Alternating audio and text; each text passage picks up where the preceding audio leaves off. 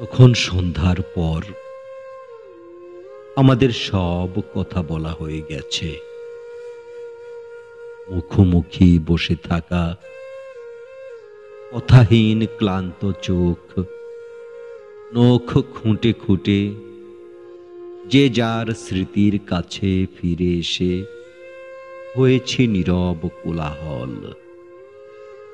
সব কথা বলা হয়ে গেছে। তখন স্তব্ধতা জুড়ে শুধু মেঘ, শুধু ঘাম, শুধু যন্ত্রের চিৎকার। স্মৃতি আর আকাঙ্ক্ষার সব গল্প বলা হয়ে গেছে। জীবনের কথাগুলো এরকম মুহূর্তে ফুরায়, স্পর্শ করার আগেই ভালোবাসা গৃহ ছেড়ে এভাবে পালায় দূরে।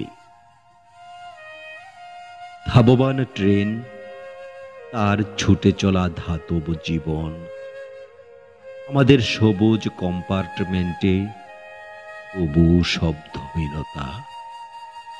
মৃত্যুর মতো যেন ফসল উঠে যাওয়া নিঃস্ব ক্ষেত ভেঙে চুরে পড়ে আছে, তার মাঝে শীতের বিষণ্ণ রোদ, নিরুত্তাপ, অসুখে মোড়ানো। আমাদের সব গল্প, সব কথা, সব স্মৃতি বলা হয়ে গেছে। টের পেয়ে আকাশের দেহ থেকে ঝরে পড়ে সন্ধ্যার তমসা। আমাদের নিঃশব্দের পরে, আমাদের জীবনের পরে। আমরা কি কোনোদিন আর কোনো কথা বলবো না?